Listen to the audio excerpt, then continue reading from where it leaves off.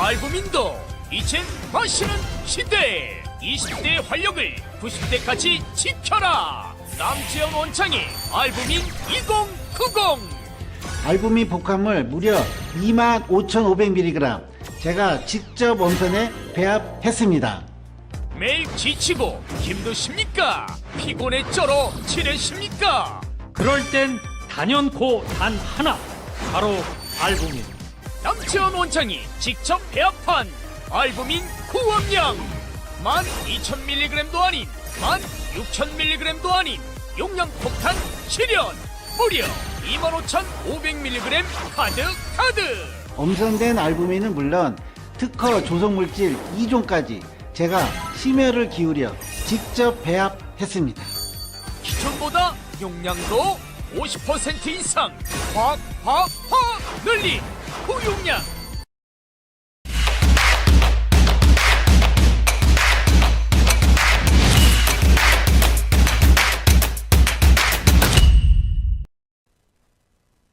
여러분 안녕하십니까?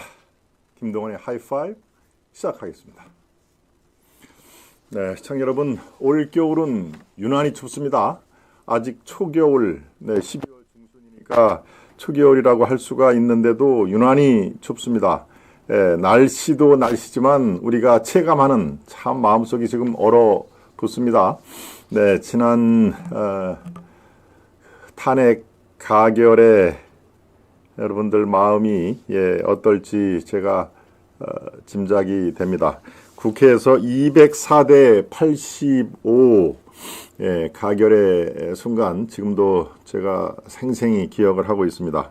11명의 무효표, 기권표 포함을 하면은 국회의원 300명 정원에 96명 빼놓고는 전부 찬성표를 던지면서 윤석열 대통령의 탄핵이 가결이 됐는데요.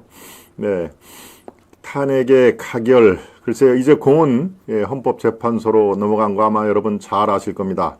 헌법재판소가 180일 이내 인용이냐 기각이냐를 판단을 하게 되는데요. 사실은 이 180일도 강제사항이 아닙니다. 그렇다면 뭐냐? 권고사항이죠. 180 이내에 선고를 하여야 한다라고 권고를 하는 상황이기 때문에요. 180일을 넘겨도 사실은 어디서 강제할 수 있는 권한은 없습니다만은 이른바 박근혜 대통령 그리고 노무현 대통령 탄핵 당시에 63일, 91일 이렇게 소추안이 송달이 헌법재판소에 전달이 된 이후에 각각 63일, 91일 지난 시점에서 판결이 이루어진 거기 때문에 그것에 원용을 해볼 필요는 있습니다. 대략 한 3개월 안팎, 3개월이 지나도 많이 지나가지가 않고 3개월이 안 지나도 많이 안 지나가는 그런 상황에서 판결이 이루어질 헌법재판소의 판단을 발표할 그럴 시간이다라는 것이 법조계의 대략적인 관측입니다. 이것이 사안이 복잡해서 180일까지 끌 수는 충분히 있는 것이죠. 말씀드렸다시피 이게 권고사항이기 때문에 180일을 넘어서도 큰 문제는 없는 그런 상황입니다. 이 한참을 볼 수가 없는 지금 대한민국의 이 정치판, 글쎄요, 이거를 어떻게 하면 좋습니까? 대한민국이 선진사회로 진입하기 위해서 반드시 우리 정치의 선진화가 필요하다라는 것이 누차 우리가 강조를 하는 그런 상황인데요. 정치를 뺀 경제, 문화, 스포츠면 스포츠, 여러 가지 그 중에서 경제가 특히 더 중요하겠습니다만은 선진사회의 기본 요건은 우리가 많이들 각계 각 방면에서 구축이 돼 있는데요. 가장 그것을 견인을 하고 뒤에서 밀어주고 앞에서 끌어주는 정치가 바로 이게 3류를 넘어서 4류, 5류까지 진행이 되는 그런 상황입니다. 참 가슴이 아픕니다. 그래서 올겨울이 유독 더 춥다고 느껴지는 상황입니다. 우리 방송은 10시 방송이지만 곧이어 10시 반에 한동훈 당대표의 기자회견을 예정이 있습니다.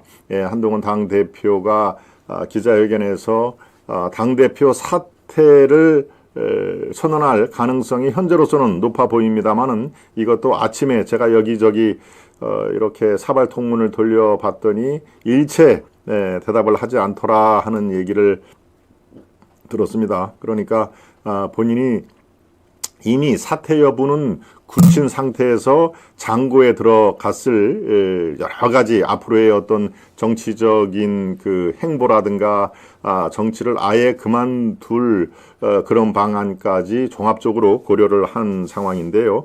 네.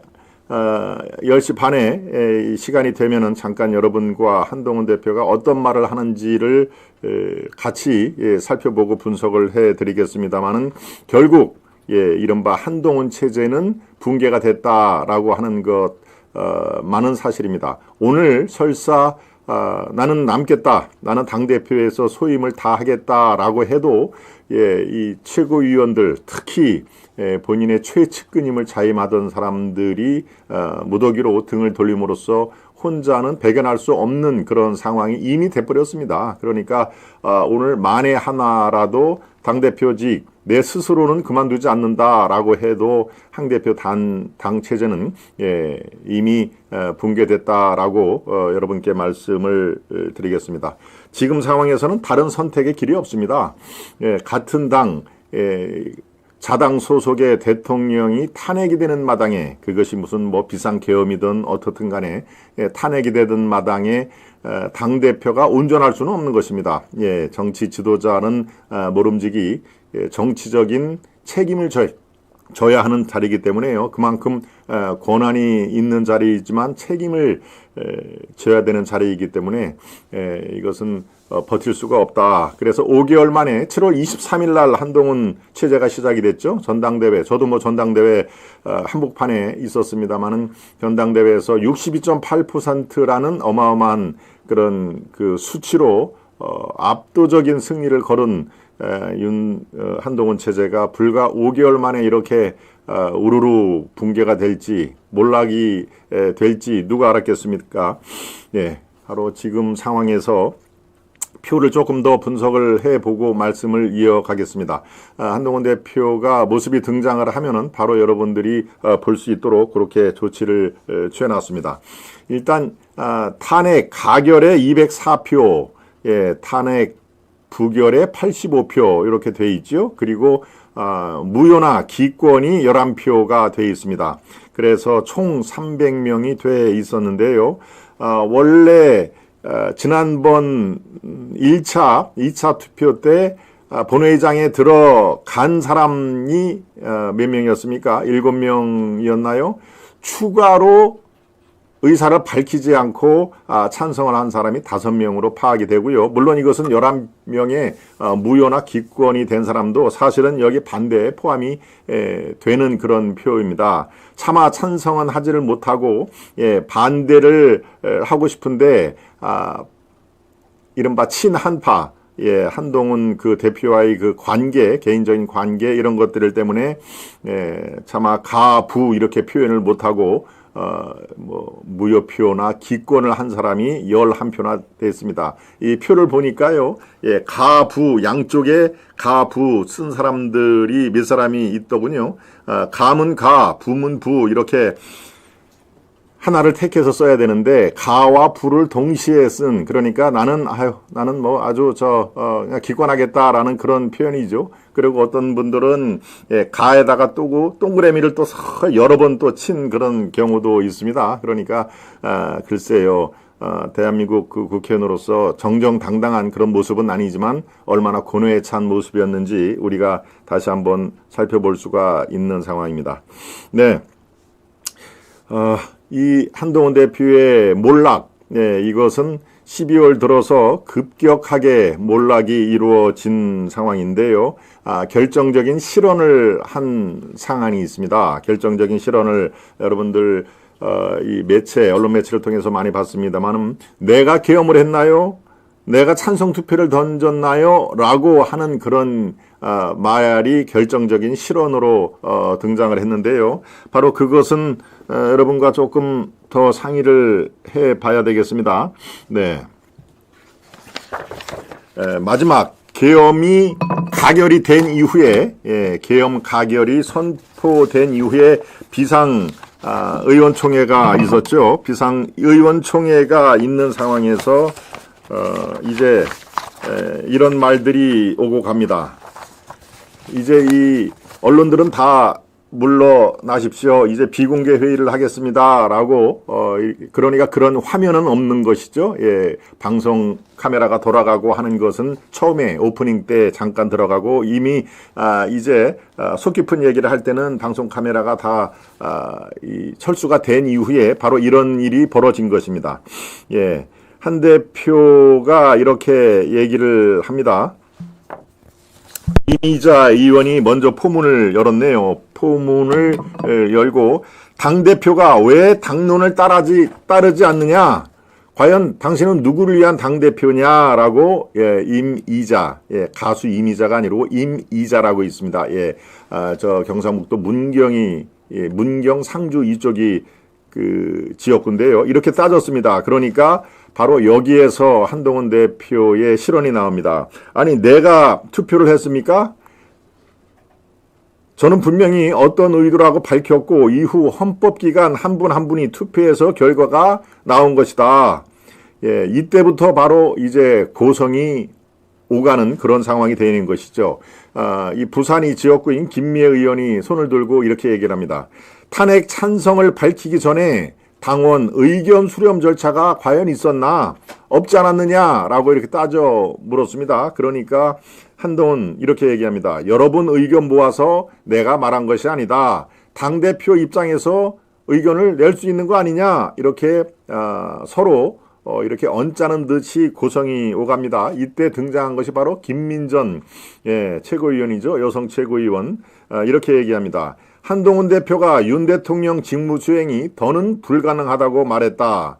한 대표도 더는 당대표 직무수행이 불가능하고 부적절하다고 생각한다. 이제 그만 두어라. 이렇게 얘기를 합니다. 그러니까 한동훈 이렇게 얘기합니다. 여러분, 비상계엄 제가 한 게 아닙니다. 내가 비상계엄 선포했습니까? 라고 얘기를 하고요. 이렇게 되자 포항이 지역구인 김정재 의원이 있습니다. 김정재 의원이 한동훈 대표는 우리 당 소속이라고 할 수 없다라고 쏘아 붙였는데요. 여기저기서 고성이 막 터져 나옵니다. 야, 저런 식으로 넘어가려고 하는구나. 대표 불신함을 공식적으로 제안한다.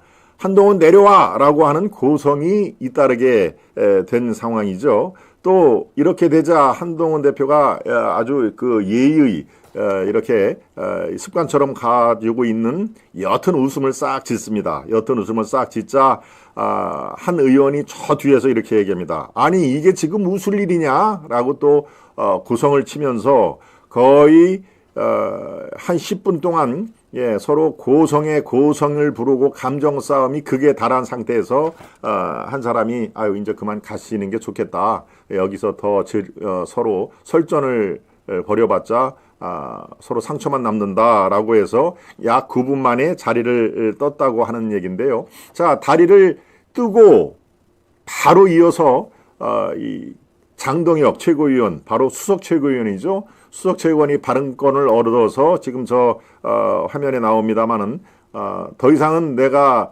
미룰 수가 없게 됐다. 바로 오늘 이 시간부로 최고위원직을 사퇴하겠습니다라고 의원총회에서 얘기를 합니다. 저 장동혁 최고위원은 자타가 공인하는 한동훈의 완전히 오른팔 역할을 한 상태인데요. 12월 5일경이었을 겁니다. 12월 3일 날 계엄이 선포되고 12월 5일 날 만약에 윤석열 대통령 탄핵안이 통과가 되면은 최고위원직을 내려놓겠다고 이미 공표를 했었죠. 그러니까 사실 한동훈 대표와 장동혁 최고위원 간의 그 간극, 이것은 이전에도 뭔가 저렇게 패싱하는 느낌이 좀 들었다라고 하면서 특히 한동훈계의 원외 한 사람만을 이렇게 불러서 상의를 하고 하는 모습이 자주 비쳤다고 합니다. 제가 취재를 해본 결과 누구라고는 얘기를 제가 안 하겠습니다만은 원외에 한 사람만 이렇게 의견을 청취를 하고 같이 있는 모습을 여러 번 보이고 뭔 장동혁 최고라든가 다른 사람이 얘기를 하려고 하면은 뭔가 잘 귀담아 듣지 않는 것 같고 해서 11월 말부터 장동혁 최고가 고민을 했다고 하는 것이죠. 이 한동훈 대표와 이거 계속 정치 행보를 같이 해야 되느냐, 저렇게 자꾸 민심을, 윤석열 대통령이 민심을 떠나는 행위를 자주 한다고 비판을 하는 한동훈도 크게 다르지가 않더라라고 하는 그런 내용을 합니다. 그리고 용산에 홀로 갔다 와서 윤 대통령과 마지막 담판을 열을 때도 이 수석 최고위원 본인한테는 한마디 얘기를 귀뜸조차 없었다라고 하면서 이미 틈이 벌어질 대로 벌어진 상황에서 이 의총에서 아니 내가 계엄을 했느냐, 내가 찬성 투표를 했느냐라고 하는 그런 발언이 결정적으로 더는 정치 운명을 같이 할 수가 없겠구나라고 판단을 했다는 것입니다. 그러니까 한동훈 대표는 10분 만에 자리를 떠서 의총장 밖으로 나가는데 기자들이 또 가만히 안 있죠. 어떻게 생각하십니까? 라고 또 묻자 나는 대표직을 그대로 수행을 하겠다. 직무에 충실하겠다라는 그런 얘기를 하죠. 이미 안에서는 장동혁에 이어서 진종호 최고위원도 또 한마디를 한 상태입니다. 더는 최고위원직에 머무르지 않겠다. 사퇴를 하겠다라고 선출직 이 한동훈계의 오른팔 왼팔이라고 하는 두 사람이 거의 의총에서 그런 선언을 한 것입니다. 그러니까 당연히 한동훈을 물러나라 했던 김민전, 이뇨한 그리고 원외라 의원총회에는 참석을 안 했지만 밖에 있던 누굽니까? 네.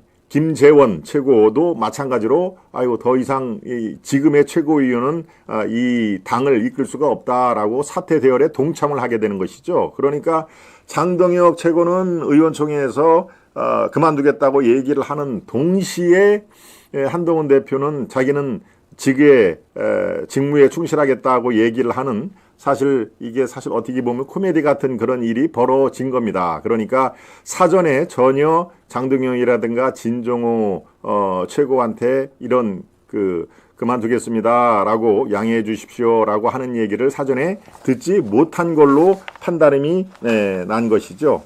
바로 이렇게 김미애, 김민전, 김정재, 이미자 이런 당내 의원들이 빗발치는 그런 고성과 함께 다른 의원이 동조를 함으로써 이른바 비서실장으로 있는 박정아 의원까지도 비서실장 도저히 제가 수행을 못하겠습니다. 상황이 이렇게 되니까 지금 한동훈 대표를 의원총회로 데려와야 된다. 지금 분위기가 어떤지를 데려와야 된다. 그리고 비서실장 당신이 가서 데려오셔라고 얘기를 하니까 나도 이 한동훈 대표방에 들어갈 수가 없는 지금 상황이 돼버렸다. 그래서 비서실장을 사퇴를 한다 하는 그런 얘기를 했습니다. 그러니까 마지막 의원 총회죠. 의총. 지금으로부터 가장 가까운 의원총회. 그러니까 통과가 이 탄핵안이 통과가 된 직후에 열린 의원총회의 모습, 그것은 이제 비공개로 진행이 됐기 때문에 여러분들이 TV 화면을 통해서 볼 수가 없는 그런 상황을 제가 다시 차근차근 이렇게 복기를 해드렸습니다. 그러니까 내가 계엄을 했습니까? 아니 내가 찬성 투표를 했습니까? 라고 하는 그런 것들이 의원들의 이 108명의 의원들의 속을 뒤집어 놓은 결정적인 실언으로 그렇게 돼 있는 것이죠. 물론 따지고 보면은요, 12월 3일 대통령의 비상계엄 선포가 발동된 지 한 1시간 반쯤 뒤에 이런 얘기를 합니다. 대통령의 위법 그리고 위헌적인 비상계엄 선포는 매우 잘못됐다. 국민과 함께 잘못된 계엄 선포를 막고 자유민주주의를 지키겠다. 이렇게 얘기를 한 것부터가 이제 사실 이렇게 자충수를 두는 그런 우를 범하고 있는데요. 물론 이 말 자체는 틀린 게 하나도 없습니다. 국민과 함께 잘못된 계엄 선포가 정당한 절차를 밟았는지 안 밟았는지 그것은 이제 헌재가 위헌 여부를 가릴 것입니다. 우리가 여기서 설왕설래를 할 것은 아니고요.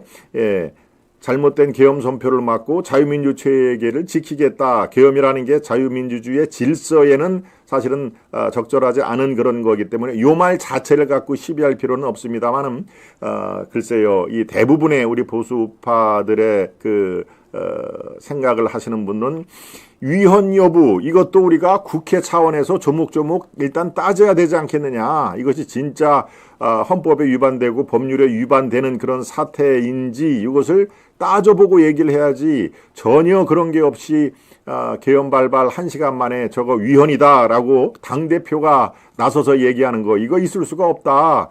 우리 당 소속 당대표 맞느냐라고 하는 그런 이 지탄들이 결국에는 의원총회에서 붕괴의 서막을 알렸다. 지금 이렇게 만들어지고 있습니다. 네. 그런데요, 어제 참 이 비대위원장으로 누가 거론이 됐습니까? 이제 한동훈 체제가 무너지고 물론 이 당분간은 권성동 원내대표가 대행 체제를 가지만 이것도 한시 대행 체제는 한시가 이 정해져 있는 것이죠. 바로 넘어갈 수가 있습니다. 비대위원장 체제로 넘어가는데요. 이 비대위원장의 김무성이 유력하다라고 속보가 뜬 거 아마 여러분들이 뜨악했을 겁니다. 예, 김무성 비대위원장이 이 험난한 이 지뢰가 산더미 같이 있는 국민의힘의 앞길을 헤쳐나갈 선장이라고 얘기를 한대요. 이게 한 30분 동안, 1시간 동안은 그럴듯하게 김무성 비대위원장의 이 설이 퍼졌는데요.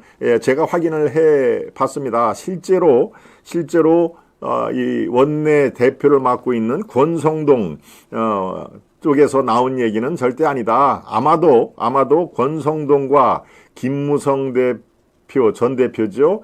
친분 관계가 꽤 깊은 친분 관계가 있었기 때문에 이런 얘기가 나온 것이다 하는 얘기입니다. 이른바 가짜 뉴스인 것이죠.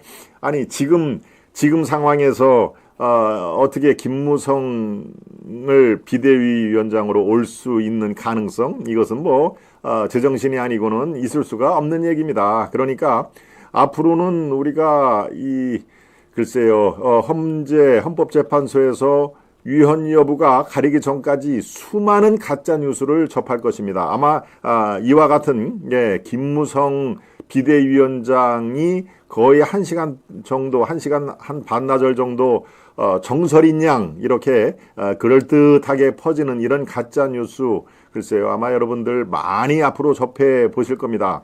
예. 이거는 우리의 상식에도 맞지가 않고요. 지금 현재 국민의힘이 처한 상황을 고려를 해보면은 이럴 수는 없는 노릇이죠. 아무리 권성동 지금 현재 직무 권한대행과 친분이 이렇게 서로 말이 통하는 사이라 할지라도 이 카드는 이건 될 수가 없는 카드입니다. 그러니까 아침에도 오늘 저한테 문자 메시지를 여러분이 보내셨거든요. 이거 진짜 김무성이 오는 거 아닙니까? 라고 얘기를 하셨는데 글쎄요.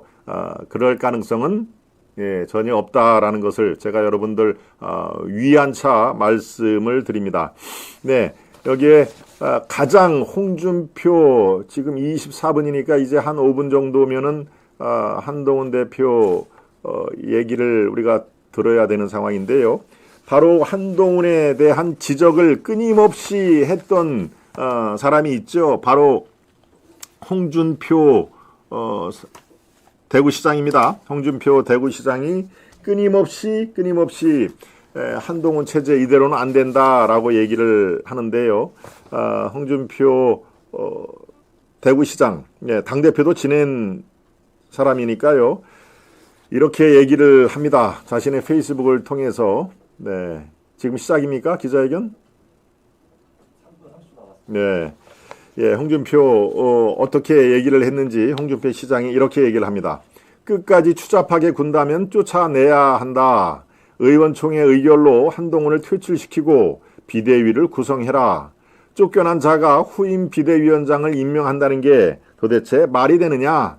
쫓겨나면서까지 당을 망치려는 자 정치판에서 영원히 퇴출시켜야 한다. 당 최고위원회가 기능을 상실하면 당의 최고 의사결정기구는 당연히 의원총회가 된다. 당대표가 사퇴를 만약에 거부하면 바로 지금 이제 5분 뒤에 그 사퇴 기자회견이 예정이 되어 있는데요. 당대표가 만일에 사퇴를 거부하면 의원총회에서 해임 의결을 하고 그렇게 되면 깨끗이 문제가 해결될 수가 있다. 그리고 의원총회에서 직무대행자를 정하고 그 직무대행자가 비대위를 구성하면 된다. 얄팍한 법지식으로 끝까지 정말 치사하게 노는 꼴을 볼 수가 없다. 뭐 이런 그 취지로 얘기를 합니다. 그리고 탄핵 후 가장 먼저 우리가 해야 할 일은 당 정비입니다. 고름은 살이 되지 않습니다. 한동훈과 레밍들부터 정리하십시오. 여러분 레밍들 알죠? 한 사람이 낭떠러지로 가면 우르르 따라서 다 낭떠러지로 밑으로 떨어지는 그런 그 설치류, 우리로 얘기하면 들쥐로 생각하시면 되겠습니다. 그리고 언론 낭인 출신, 뉴라이트 극우 출신, 삼성 간호, 철부지 육선, 탄핵 찬성 전도사 철부지 초선, 이들은 도저히 같이 갈 수 없는 배신자들입니다. 아주 여기 배신자들을 쭉 그 사람 이름이 아니라 그들의 특징을 적어서 얘기를 합니다. 규명을 해야 합니다. 그렇지 않고는 이 살벌한 탄핵 정공을 돌파하기가 매우 어렵습니다. 어차피 이들은 앞으로 또 소신을 빙자해 당의 결속을 회방 놓을 민주당의 세작들, 스파이란 얘기죠. 세작들입니다 하는 얘기를 했습니다. 이것은 지금 홍준표를 가장 한동훈을 가장 지속적으로 가장 고강도로 이른바 그 공격을 했다고 그러나요? 예, 당대표 있을 때는 견제라는 말이 맞겠죠? 예, 견제를 하고 공격을 하는 홍준표 대구시장이 어제와 오늘 그의 SNS를 통해서 앞으로 당은 뭐 이렇게 해야 되고 한동훈 만약에 사퇴를 안 하면은 이렇게 쫓아내야 된다라는 그런 내용을 적은 내용입니다. 네, 이제 약 1분 후면은 한동훈 당대표 뭐 현재까지는 법으로 정한 그 당대표니까요, 우리가, 호칭이라든가, 호칭도 없이 그냥 그 욕을 하는 그런 그 경우도 많이 있습니다. 어제 보니까 방송에서도 한동훈 그러더군요. 네, 공중파 방송에서도 글쎄요, 그것은 뭐 적절하지가 않습니다. 현재로서는, 한동훈이, 아무리, 이 당을 전체를 아우르지 못하는 그런 그 상황일지라도 글쎄요, 그가 지난번에 61.8%, 저도 상당히 기대를 많이 했습니다. 이제 당이 제대로 좀 앞으로 전진을 하겠구나라는 그 상황을 제가 희망을 많이 가졌는데요. 글쎄요, 그 뒤에 실망스러운 일이 많이 있지요. 네, 이제 그 한동훈의 어떤 그 정치적인 미래, 이것은 오로지 본인이 하기 나름입니다. 이제부터가 정말 본인이 큰 정치인으로 성장을 하느냐, 아니면 초야에 묻히는 그런 한번 왔다가 그냥 슬쩍 지나가는 갈 것자의 거사가 되느냐, 갈 것자의 거사가 있죠. 그것이 오롯이 그의 이 언행에 달렸다라는 그런 생각을 하게 됩니다. 저는 글쎄요, 한 번 정도는 더 기회가 있을 수도 있다고 생각을 합니다. 이제 조기 대선이 펼쳐지고 빠르면 내년 4월, 아니면 6, 7월 달까지도 예상이 되는데요. 조기 대선에서 그야말로 우리 보수 우파를 이끌고 갈 정말 새로운 리더가 한 명이 딱 그 견인을 하느냐. 이제 한동훈 없어도 될 정도의 이 견인력, 추동력을 갖고 있느냐, 아니면은 정말 지리멸렬한 상황에서, 다시 그래도, 저 한동훈은 62.8%의 국민들이 지지를 해줬는데, 혹시라도 한 번 더 기대를 걸까라고 하는 그런, 상황이, 오면은 한 번 정도는 더 기회가 있겠죠. 네, 이제, 등장을 합니다. 화면에 등장을 하는데 일단 어떤 얘기를 하는지 저와 함께 지켜보시고 다음을 이어가도록 하겠습니다.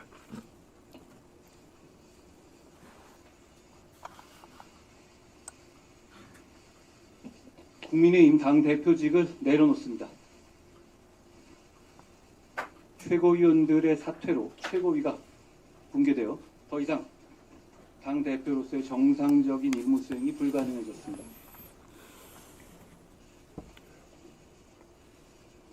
이번 비상계엄 사태로 고통받으시는 모든 국민들께 진심으로 죄송합니다.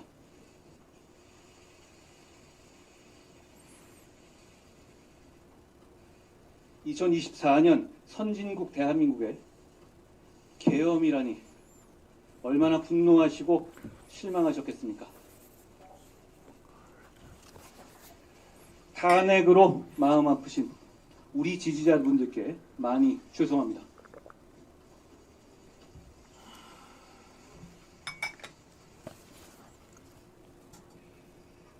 그런 마음 생각하면서 탄핵이 아닌 이 나라에 더 나은 길을 찾아보려 백방으로 노력했지만 결국 그러지 못했습니다. 모두가 제가 부족한 탓입니다. 미안합니다.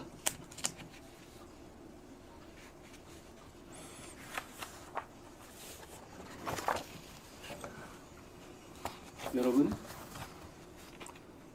우리 국민의힘은 12월 13일 밤 당대표와 의원들이 국민과 함께 제일 먼저 앞장서서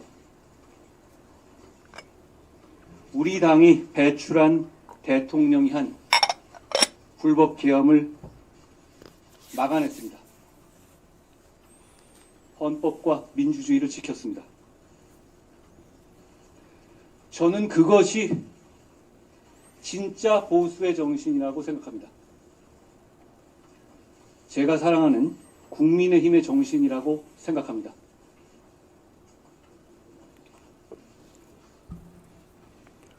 우리가 부정선거 음모론자들, 극단적 유튜버들 같은 극단주의자들에 동조하거나 그들이 상업적으로 생산하는 공포에 잠식당한다면 보수의 미래가 없을 겁니다.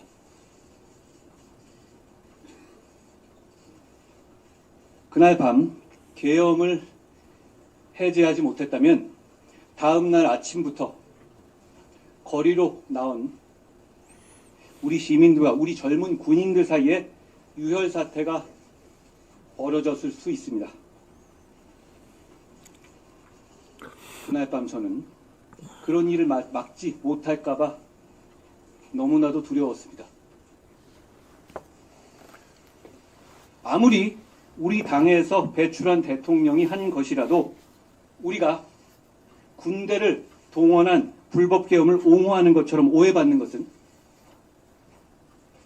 산업화와 민주화를 동시에 해낸 이 위대한 나라와 그 국민을, 보수의 정신을, 우리 당의 빛나는 성취를 배신하는 겁니다.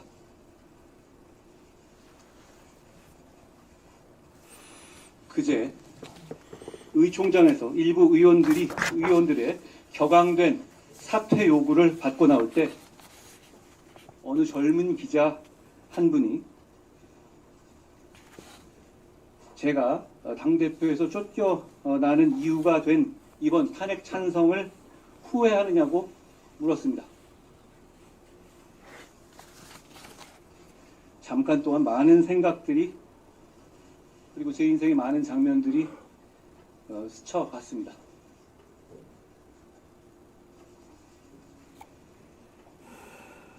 마음 아프신 우리 지지자분들 생각하면 참 고통스럽지만 여전히 후회하지 않습니다.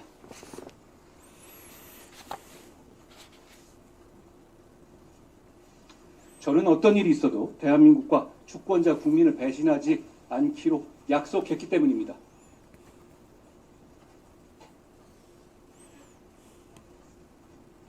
하지만 계엄이 잘못이라고 해서 민주당과 이재명 대표의 폭주와 범죄 혐의가 정당화되는 것은 절대 아닙니다. 이재명 대표 재판의 타이머는 멈추지 않고 가고 있습니다. 얼마 안 남았습니다. 국민들께 감사드립니다. 비판해 주신 국민들께도 감사드립니다. 당원 동지들과 우리 당직자들께도 감사드립니다. 나라가 잘 됐으면 좋겠습니다. 고맙습니다.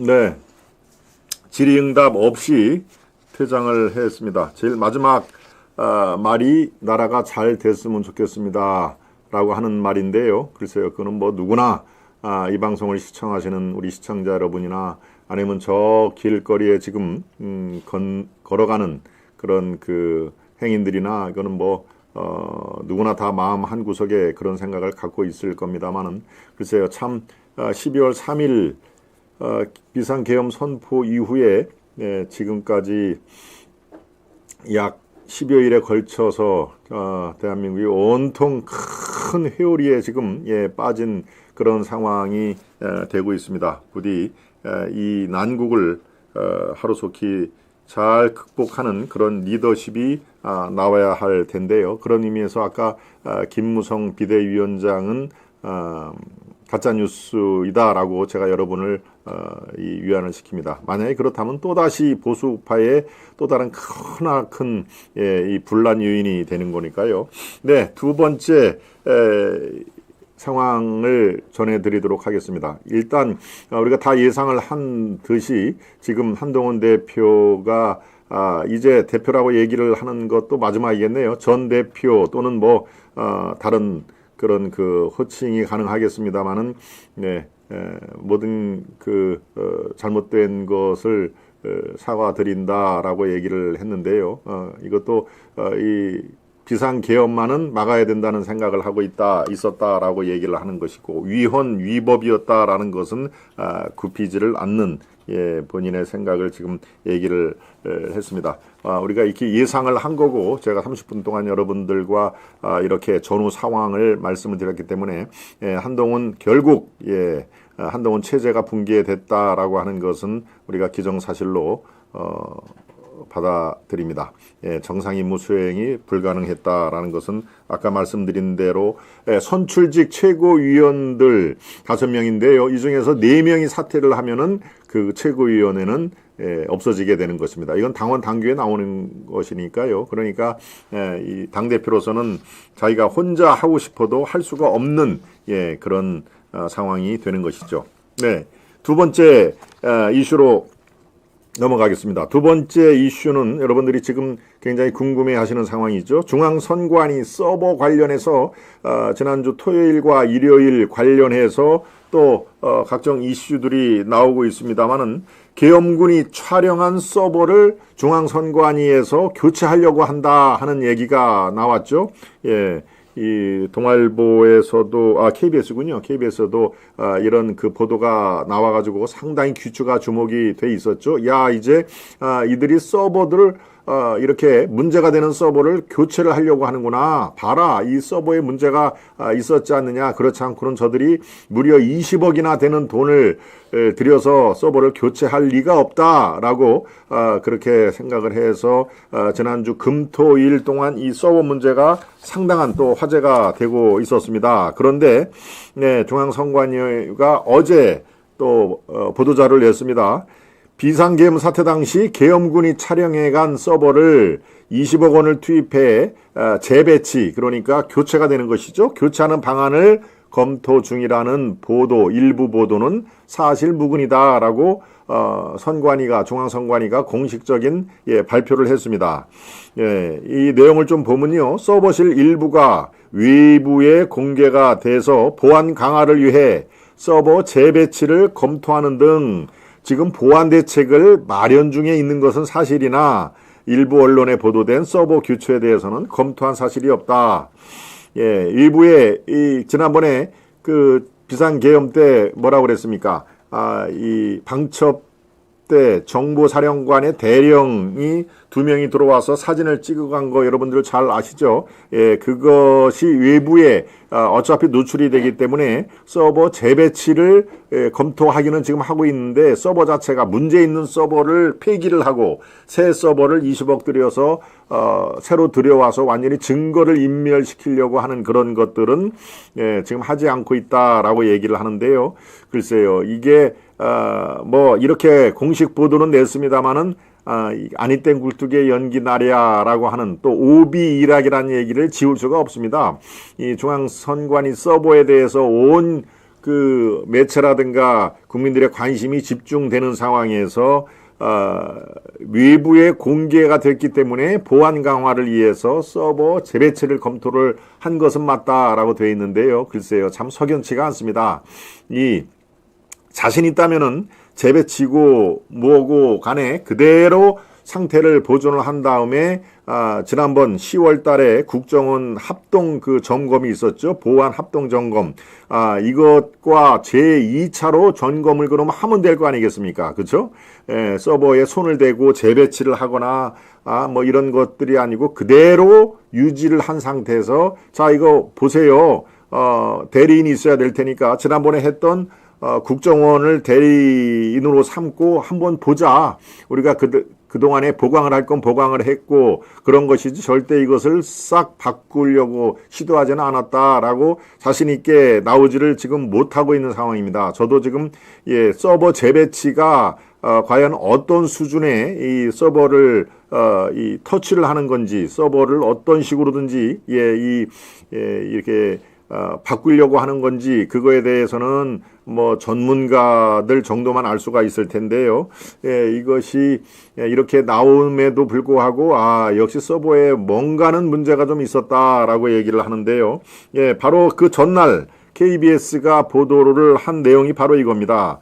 선관위가 계엄군이 촬영한 서버 사진에 제조사, 모델명 등이 명시가 됐는데 모델명이 유출이 될 경우 보안 취약성이 발생할 우려가 있어서 서버를 교체하는 방안을 검토 중이다. 이렇게 얘기를 한 것이죠. 그리고 서버 교체 작업에 약 20억 원의 그런 그 세금이 들어갈 예정이다. 이렇게 돼 있습니다만은 글쎄요. 제가 중앙선관위 위원장이라면은 이렇게 오비 일학이라든가 이런 것을 빌미를 줄 필요가 전혀 없는데 왜 재배치를 할까요? 재배치를 하면은 그 안에 있는 이 서버의 콘텐츠, 내용 이런 것들이 다 어떻게 이렇게 입막음이 될까요? 그것은 참 문제가 있는 상황입니다. 이 중앙선관위의 부인 보도자료임에도 불구하고 이것이 계속 지금 관심의 영역으로 끌고 갈 수밖에 없는 그런 상황인데요. 이 토요일 날이죠. 토요일 날 여러분 그 범죄심리학자 이 이수정 교수라고 있습니다. 저와 같이 이번 총선에 출마를 해서 같이 또 낙선을 했죠. 그래서 지금은 전국 당협위원장 협의회에서 같이 활동을 하고 있는 그 교수인데요. 이 낙선한 이수정 교수가 이렇게 얘기를 합니다. 윤석열 대통령이 탄핵된다 하더라도 선관위는 꼭 털고 가야 할 것 같다라고 하면서 외부에서 온 그런 그 자료를 하나 공유를 했다. 즉 선관위 서버 관리 업체가 이재명의 더불어민주당 대표 그리고 김성태 전 쌍방울그룹 회장들과 관련이 있으며 북한의 대남 공작과 연루됐을 가능성도 있다는 게 이렇게 외부 문서의 골자인 것이죠. 그렇게 되자 이번에는 이렇게 돼서 서버 관리 업체에 또 상당한 주목을 받고 있었는데요. 이 서버 관리 업체도 가만히 있을 수가 없는 상황이 돼버렸습니다. 그래서 공식적으로 발표를 한 상황이 있습니다. 이것을 제가 여러분께 설명을 드리겠습니다. 바로 B2N이라고 하는 그런 회사인데요. 이게 선거관리위원회의 서버를 관리하는 업체입니다. 관리업체. 일단 이에 앞서 윤 대통령이 12일 대국민 담화에서 어떻게 얘기를 했습니까? 선관위의 시스템 보안 관리 회사도 아주 작은 규모의 전문성이 부족한 회사였다라고 말을 했죠. 그리고 계속 이어갑니다. 중앙선관위 서버 관리를 맡은 외주업체가 지금 저 화면에 나오지요. B2N이라는 회사인데 이 지배회사가 쌍방울의 계열사인 디모아다. 즉 이렇게 됩니다. 쌍방울의 자회사가 디모아고요. 디모아가 뭐 출자니 아니면 그 인력이니 그 밑에 지배를 하는 회사가 바로 저 B2N인 것이죠. 정확하게 몇 프로를 출자하고 뭐 이런 것은 아직 밝혀지지 않았으니까 쌍방울 그리고 쌍방울의 자회사 디모아가 실질적으로 지배를 하고 있는 바로 B2N 이렇게 됐기 때문에 쌍방울은 뭡니까? 바로 대북 그 사업을 하기 위해서 이재명 그리고 평화 부지사였던 이화영과 상당한 그 공모 내지 결탁했던 그런 업체이기 때문에 이게 더 화제가 됐는데요. 바로 B2N이 이제 더 이상 그 자기들로 쏟아지는 그런 그 시선 이런 것들을 감안해서 이제 이렇게 얘기를 합니다. 온라인상과 일부 언론에서 선관위 서버 관리 논란과 관련해 당사를 근거 없이 연관짓는 허위 사실이 지금 유포가 되고 있다.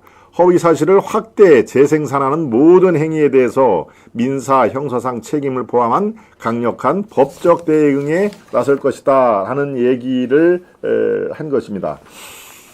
그러니까 회사가 비록 뭐 크지 않은 한 직원 한 10명 되는 회사라고 하는데요. 이 B2N은요. 2018년 나라 장터 공개 입찰을 통해 제7회 전국 동시지방선거, 지자체 선거죠. 동시지방선거 선거 정보 시스템 성능 사업을 시작으로 이 프로젝트를 수행했던 그런 업체입니다. 그리고 2023년 작년이죠. 선거 정보 시스템 통합 위탁 운영 사업이 끝난 후 총선 전인 올 1월 초 2024년 올 1월 초 선관위 사업을 다 철수를 했다. 이미 올 1월 초에 선관위 사업을 다 철수를 했기 때문에 이번 총선에서는 아무런 연관이 없다 하는 그 얘기를 한 것이죠. 회사 측은 계속 이렇게 얘기를 합니다. 선관위 프로젝트 총 운영 인원이 작게는 10명, 많게는 20명 규모로 이중 B2N 우리 회사 인력은 1명밖에 우리가 파견을 안 나갔다. 이들에 대한 관리 감독권은 모두 선관위에 해당이 된다. 이제 이렇게 얘기를 합니다. 예, 쌍방울 그룹이 이 B2N을 인수한 시점이 지난 7월, 그러니까 올 7월이란 얘기죠. 쌍방울 그룹이 자신의 자회사 디모아를 통해서 이 회사를 사실상 인수한 시점이 7월이기 때문에 이번 총선과는 하등의 연관성이 없다 하는 얘기를 합니다. 그래서 이 사실을 확대 재생산하는 모든 행위에 대해서 민사, 형사 책임을 포함한 강력한 법적 대응을 나설 것이다 라고 얘기를 한 것이죠. 오늘은 이 부정선거 관련해서 중앙선관위가 서버 교체 이거 낭설이다. 우리 20억 들어서 서버 교체 안 합니다 라는 얘기를 했지만 글쎄요.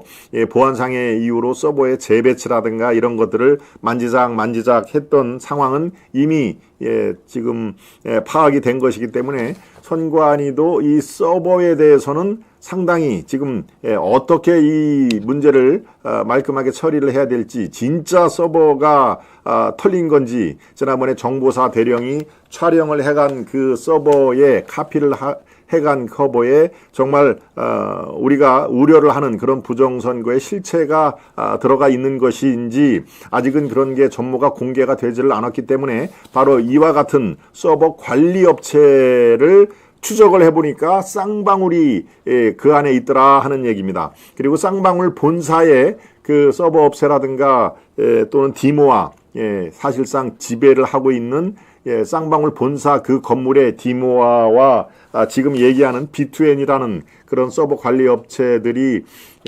사무실에 있는 것을 도대체 이걸 우연이라고 보기에는 너무 엄청난 일 아니냐라는 그런 내용입니다.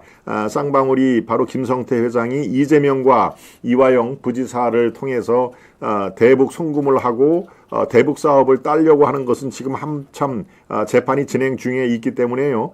글쎄요, 여러분들이 이것도 마찬가지로 까마귀 날자 배 떨어진다라고 생각을 하고 이것도 오비 일학이라고 우리가 여겨야 되는 건지 글쎄요, 이렇게 강력히 부인은 했습니다. 강력히 부인한 것은 제가 그대로 전해드리고 그렇죠. 이 회사에서 이러이러한 상황이라 올 7월 달에 쌍방울이 사실상 인수를 한 것이기 때문에 총선은 4월 10일입니까? 4월 10일 4.10 총선이었기 때문에 4월과 7월에 3개월 뒤에 사실상 인수 작업이 이루어진 거기 때문에 쌍방울하고 연결성은 없다. 그리고 이 B2N 이 선관위가 주관을 해서 선관위 프로젝트가 약 한 20여 명으로 구성이 됐는데 이 업체 B2N 업체가 그 안에 파견한 직원은 딱 달랑 한 사람이 불과했다. 그러니까 이것을 연관 짓는 것은 이것은 회사의 이건 허위 사실이다.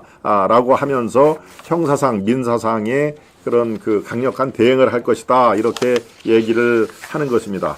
이 서버 관련해서는 지금 그렇습니다. 20대 4년 전에 총선이 이른바 이 사전 투표에 여러 가지 실물 그 투표용지, 빳빳한 용지, 그 다음에 일장기 투표지, 뭐 여러 가지가 있죠. 배춧잎 투표지도 있고요. 그리고 무슨 형상 기억 장치가 담겨져 있는 그런 그 종이, 마치 인쇄소에서 빳빳하게 나온 그 종이가 수두룩하게 발견된 그런 상황.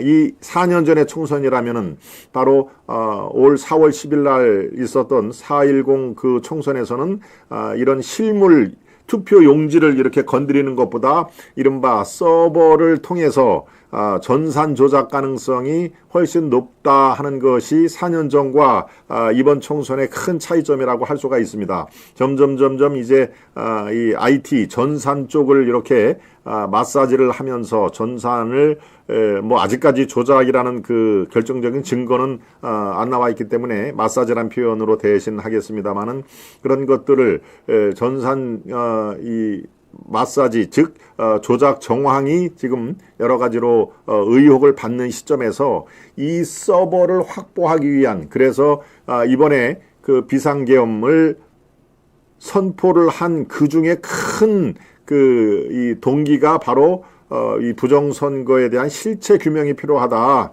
그러기 위해서는 중앙선관위의 압수수색 영장은 뭐 어차피 법원장이 지금 그 중앙선관위 위원장입니다. 그리고 각 지방 법원장도 그 지역에 있는 법원의 부장판사 또는 법원장이 맡고 있기 때문에 이것은 압수수색을 통해서 도저히 이건 불가능하다라는 판단을 했다는 것이죠. 그러니까 이것을 그 안에 있는 서버 모든 실체적 규명을 하기 위해서는 특단의 조치가 필요하다라고 해서 계엄의 어떤 그 동기로 우리가 삼고 있는데요.